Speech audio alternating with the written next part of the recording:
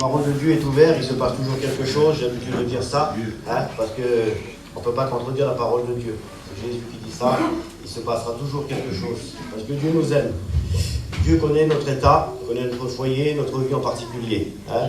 D'après mon message que j'ai médité, que j'ai cherché la pensée de Dieu, tu manques de force. Voilà. Tu manques de force. Hein. Je précise bien, tu manques de force. Je manque de force aussi, mais toi peut-être que tu manques beaucoup de force, je ne sais pas. Hein. Et le psaume 68, 29, il dit ça, ton Dieu ordonne que tu sois puissant. Merci Seigneur. Amen. Hein. Vous savez, David, dans la parole de Dieu, on va voir deux façons. Il dit ça, il dit l'Éternel est mon berger, je ne manquerai de rien. Voilà. Il manque de rien. Hein. Lorsqu'il est découragé, attristé, il manque de force, mais là il manque de rien. Et dans le psaume 88, il dit voilà, je suis comme un homme qui n'a plus de force. Je suis étendu parmi les morts.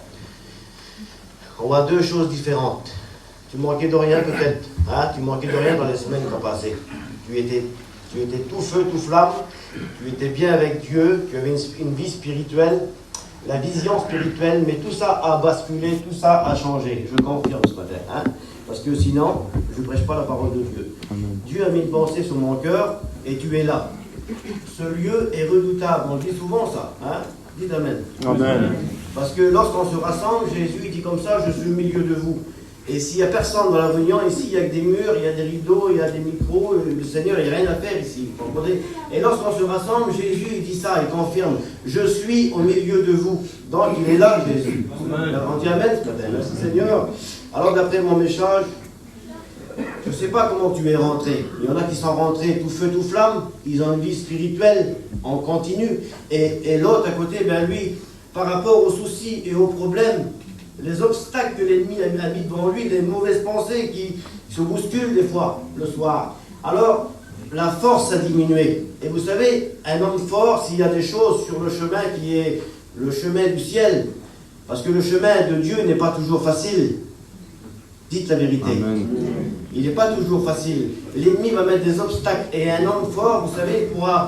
Les choses qui vont lui gêner devant lui, les choses qui vont le préoccuper, qui est devant, il va les prendre très facilement. Des fois, il y a des choses qui sont lourdes, alors il va les bousculer, il va les jeter, il va passer. Et celui qui n'est pas fort, qu'il est affaibli, qu'il est vraiment découragé, qu'il n'a plus de force, alors il va essayer, mais il n'arrivera pas. Alors ce soir, le Seigneur, il dit ça, tu ne pourras pas de toi-même.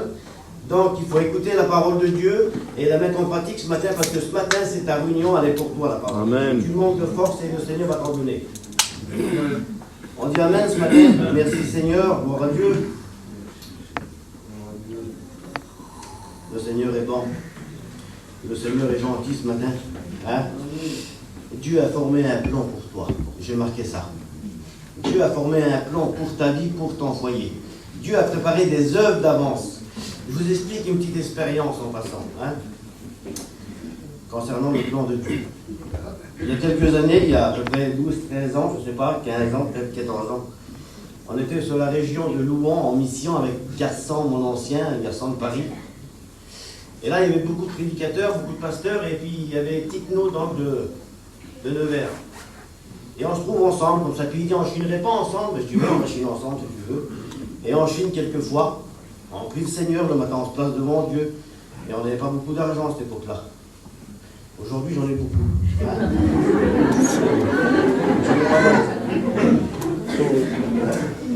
Merci Seigneur. Et puis on chine quelques fois, puis on ne fait rien du tout. On ne travaille pas. Alors on commence à... Et puis je passe dans la ville de Louan, il commence à monter une côte, lui, avec le plateau.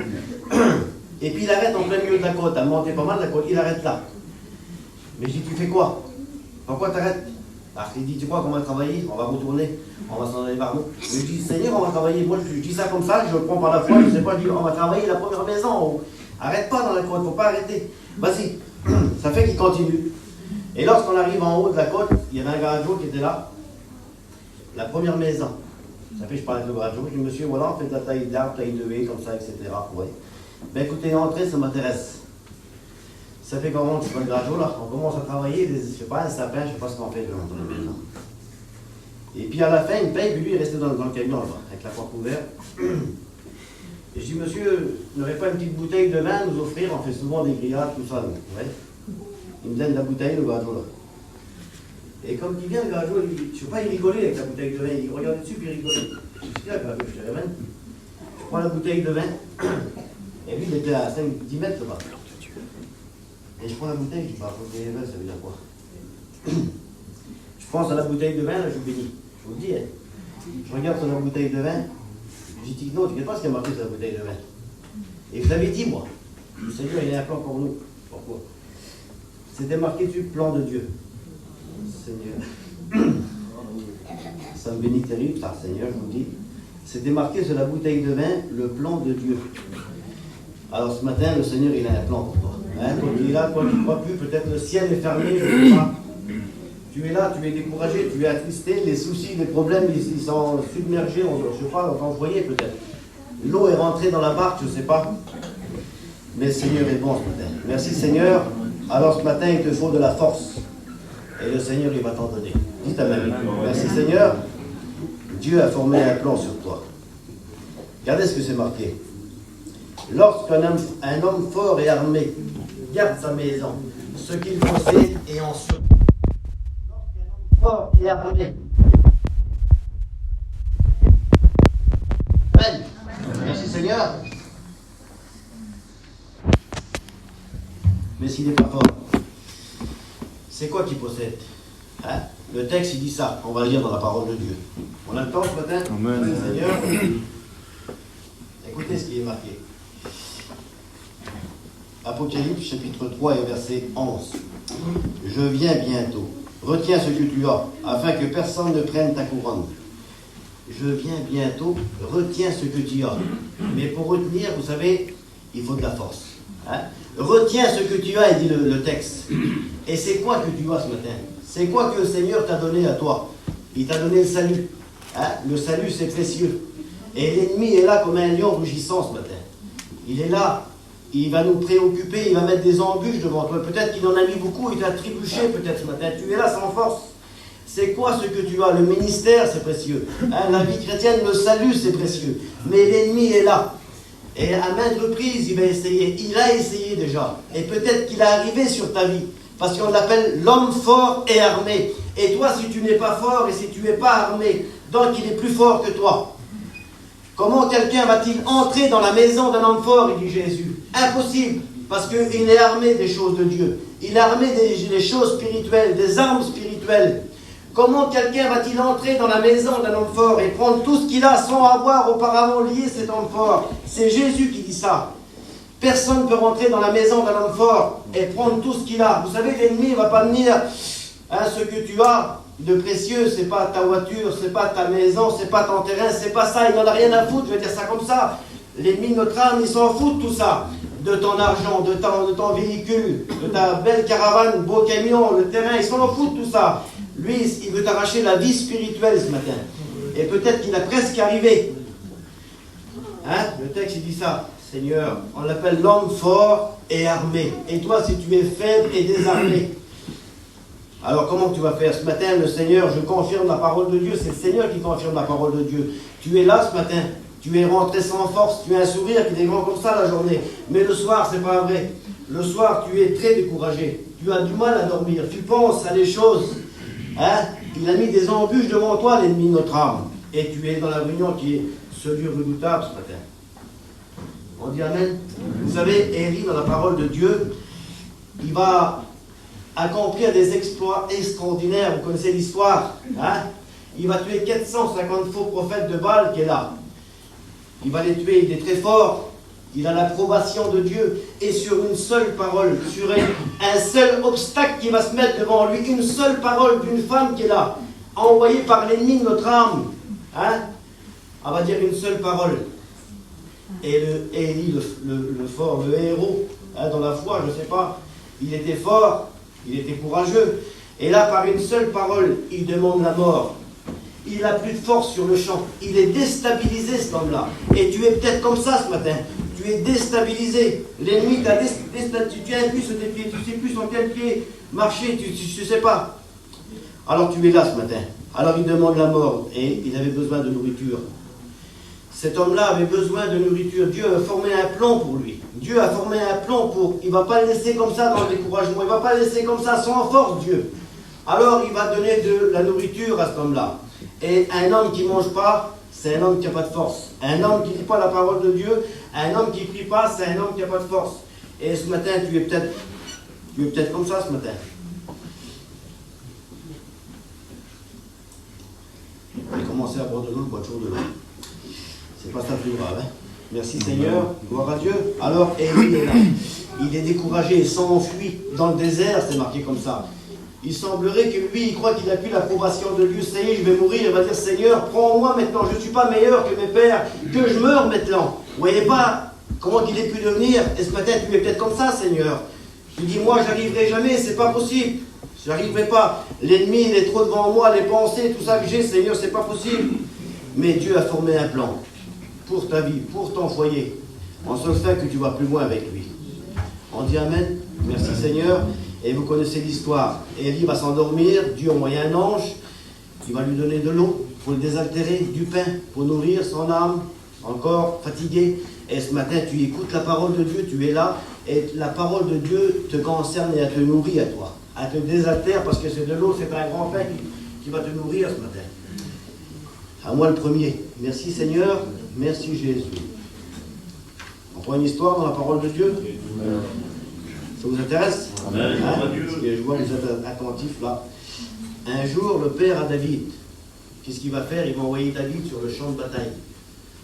Il va l'envoyer, il va dire, voilà, prends ces petits pains, ces fromages, et puis cours au champ de bataille. Cours vite, parce qu'ils ont besoin de nourriture. Ça fait 39 jours qu'ils sont là-bas. Et puis qu'ils sont insultés par l'armée des Philistins, Goliath qui est là. Et là, il va courir sur le champ de bataille. Merci Seigneur, il va prendre des pains. Ses frères, ils avaient besoin de nourriture. Peut-être qu'ils n'avaient plus de force, ces frères, comme toi ce matin. Ils n'avaient plus de force, ils étaient déstabilisés, l'ennemi avait pris le dessus sur eux. Il semblerait qu'ils n'avaient plus l'approbation de Dieu, ces hommes-là. Les hommes d'Israël qui étaient là avec Saül, le roi qui était là, lui aussi il avait peur, il ne pouvait pas avancer vers l'ennemi, parce qu'il avait peur. La peur les avait saisis, la crainte les avait saisis. L'angoisse était là, il y avait comme les ténèbres vers Israël qui était là. Et là, il y avait un homme préparé. Il fallait qu'ils écoutent une parole de Dieu, ces gens-là. Il a fallu qu'ils écoutent une parole de Dieu pour tenir sur les jambes, pour la force qui a bien pénétré en eux. Et là, David, il court sur le champ de bataille. Et lorsqu'il arrive là-bas, il dit, voilà, c'est Tata qui m'envoie. Hein? Voilà ce qu'il a peut-être dit ça, je ne sais pas. C'est le Père qui m'envoie chez vous pour voir comment vous êtes en bonne santé. Ça va, c'est comment? Vous avez encore de la force? Vous avez encore de la nourriture? Je ne sais pas ce qu'il a dit. Et lorsqu'il arrive là-bas, il parle avec eux. Voilà. Et lorsqu'il parle avec eux, la Bible déclare que le géant, il va sortir des rangs. Ça faisait 39 jours qu'il insultait l'armée d'Israël qui était là. Ça faisait 39 jours que l'ennemi avait le dessus sur eux. Ça fait je ne sais pas combien de jours que l'ennemi a le dessus sur toi. Il faut dire la vérité ce matin. Parce que si tu restes sans prière, parce que si tu restes sans union, si tu restes sans lire la parole de Dieu, si tu n'écoutes jamais les choses de Dieu, la vision spirituelle elle va disparaître, c'est la vision charnelle. Et là, ces hommes, ils vont dire ça. Avez-vous vu cet homme s'avancer vers nous? C'est pour nous défier. Avez-vous vu? Vous voyez, avec les yeux, ils vont voir. Ils n'ont plus la vision comme David. Ils n'ont pas la vision de l'homme. Ils ont la vision charnelle. Le géant est trop grand. Le problème est de taille. Et là, ils ne voient plus avec les jambes, avec les yeux spirituels. Et ce matin, peut-être que ta vision a changé. Avant, tu voyais les grands soucis, les grands problèmes, tu les voyais petits. Vous savez, celui qui est... Lui, c'est l'homme préparé, David. Il est préparé dans la prière, il est préparé dans la consécration.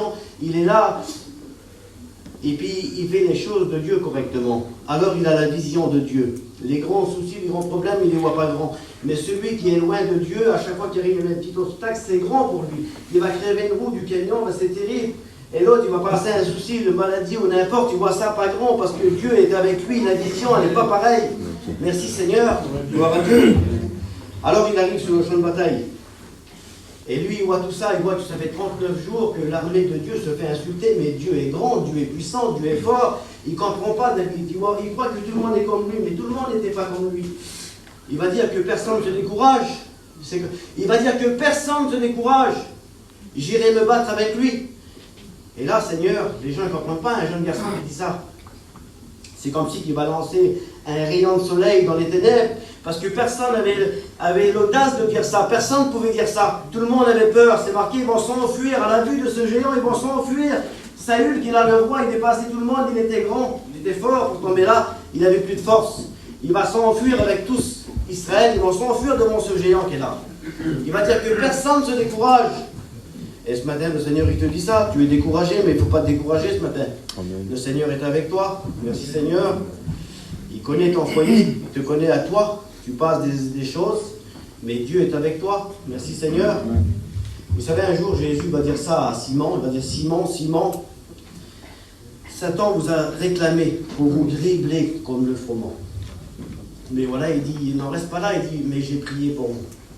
Il ne dit pas seulement à toi, Simon, il dit, il vous a réclamé à tous. Donc les apôtres, il vous a réclamé pour vous dribbler par les soucis et les problèmes. Mais voilà, il ne reste pas sur cette parole. Jésus va dire, voilà, j'ai prié pour vous. Donc Jésus veut confirmer, je suis avec vous. C'est vrai que l'ennemi va vous narguer jusqu'à la fin. Mais je suis là, je suis avec vous tous les jours jusqu'à la fin. On dit Amen, merci Seigneur. Alors il va dire que personne ne se décourage, malgré le grand problème qui est là. Et dit, ton serviteur ira se battre avec lui. Oui, il se voit serviteur, il ne se voit pas terrible. C'est pour ça qu'il a l'approbation de Dieu, ce jeune garçon. Et là, Saül, il va dire, mais c'est impossible, tu ne peux pas aller te battre avec lui, tu es un enfant. Je ne sais pas, tu n'es même pas marié, tu es jeune, tu as peut-être 17, 18 ans. Et lui, s'il a peut-être 35, 40 ans, je ne sais pas, c'est un homme fort, c'est un homme de guerre dès sa jeunesse. Il connaît le combat, mais toi, tu es jeune, tu ne peux pas te battre avec lui. Alors là, il va le dire, David. Voilà. Il ne voulait pas le chanter sur les toits, mais là, c'est l'occasion. C'est l'occasion de témoigner. C'est l'occasion pour David de témoigner de ce qu'il a vécu. Parce que des fois, il y a certains qui vont, je ne sais pas, ils vont pas dire dans la salle, et tout le monde va le savoir, mais lui, il ne veut pas le chanter sur les toits, les exploits qu'il a fait. Il va dire, voilà, Saül.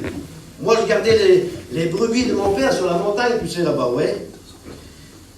Et puis lorsqu'il venait un lion ou un ours enlever une du troupeau, alors que ce que je faisais, je courais après lui, s'il se dressait contre moi, dit, je le saisissais par la gorge, je le frappais et je le tuais. Seigneur, alors ça ne va pas entendre dans les oreilles d'un sourd, hein? Il écoute ça, Saül le roi. Il voit qu'il c'est un homme préparé, c'est un homme qui a l'approbation de Dieu, le ciel est ouvert sur lui. Alors il dit, voilà, ben vas-y, va, et que l'Éternel soit avec toi. Alors David, il court sur le champ de bataille. Vous connaissez l'histoire, hein? Dès qu'il s'est mis en mouvement, le problème qui est devant, dès qu'il bouge, David, il court. Lui, il fait 3,60 m pourtant. Mais avant de courir, il veut mettre ses vêtements sur lui. La Bible déclare que Saül, le roi qui est là, il veut mettre ses vêtements à David. Il va essayer un peu de marcher avec les vêtements. Mais il dit au roi, il va les essayer, mais il sait qu'il va les enlever lui. Mais par respect par le roi, il va les essayer quand même. Il va essayer de marcher, il va dire, oh roi, je ne suis pas accoutumé avec ça. Et c'est l'apôtre Paul qui dit ça.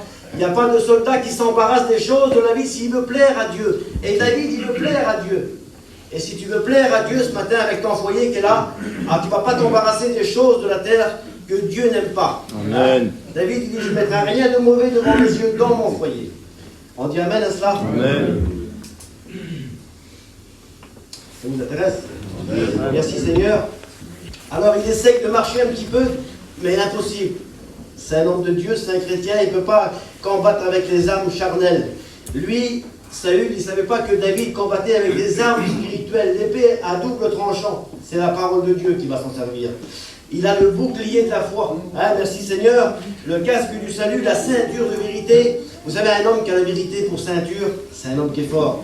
Parce qu'un homme qui n'a pas la vérité pour ceinture, s'il dit des mensonges, il n'a pas l'approbation de Dieu, donc il n'est pas fort. Et ce matin, j'espère qu'il n'y a personne de concerné dans ce point-là. Hein. Le mensonge, celui qui dit des mensonges n'héritera pas le royaume des cieux, c'est Jésus qui dit ça. Alors, il va se débarrasser des choses charnelles. Il y a l'épée, le casque et la ceinture qui donne, il va tout enlever tout ça. Et là, il va s'armer, il est armé des choses spirituelles. Et là, il peut dire avec Dieu, on va faire des exploits. Alors, il va descendre dans le torrent, il va prendre 5 pierres, on peut écrire le nom de Jésus, 5 pierres. Des 5 pierres, pour lui, il va les choisir. Hein? Et là, il va courir sur le champ de bataille. Et avec une pierre, Avec une pierre, il va terrasser le géant qui est là. Mais pourquoi qu'il en prend 5? Je me suis posé la question. Il prend des réserves. C'est pas parce qu'on a gagné une bataille aujourd'hui que demain on n'aura pas encore une bataille à livrer. Hein? Aujourd'hui, tu as fait des exploits avec Dieu. Mais demain, tu auras peut-être les 2 genoux à terre. Ah, il faut des réserves dans la prière, dans le jeûne de la prière, dans les choses spirituelles. C'est en seul sein que tu vas gagner la victoire. Merci Seigneur. Alors, dès que Goliath se met en mouvement, la Bible déclare que dès que le problème va bouger devant cet homme, il va courir sur le champ de bataille. Lui, il ne court pas, il fait 3,60 m, il ne court pas. Et lui, il court. Il court sur le champ de bataille. Voilà ce qu'il va dire. Tu viens contre moi. Et je vais te dire que l'ennemi vient contre toi. Il vient, c'est ton adversaire à toi. Hein? Tous les jours de ta vie, il faudra que tu le combats. On est sur un champ de bataille. Hein? Mais si tu as l'approbation de Dieu, alors tu vas remporter la victoire. Dès qu'il s'est mis en mouvement, la Bible déclare, il va courir sur le champ de bataille. Il dit, tu viens contre moi avec la lance, le javelot, je viens. Il dit, moi je viens contre toi au nom de l'Éternel. Aujourd'hui, je te couperai la tête, il dit. Le problème ne sera plus. Alors je confirme ce matin, merci Seigneur, c'est ta réunion à toi. Tu es là et tu te dis, Seigneur, c'est vrai, je sais pas, je manque de force. Je n'arrive pas à accomplir ta volonté, Seigneur. Jésus va dire ça aux disciples. Jésus, ayant assemblé les 12, leur donna force et pouvoir d'accomplir la parole de Dieu. Et il leur donna force et pouvoir de marcher, de sauter les obstacles que l'ennemi va mettre devant. Il leur donna force et pouvoir. Merci Seigneur. Merci Jésus. À écouter le texte pour conclure. Pour conclure. Hein. C'est David qui dit ça. Tu me donnes la force du buffle et je suis arrosé avec une huile fraîche. Et ce matin, c'est ce qu'il veut faire le Seigneur. Il veut t'arroser avec une huile fraîche. L'huile du Saint-Esprit. En cours les francs sur ces quelques paroles et en prie le Seigneur.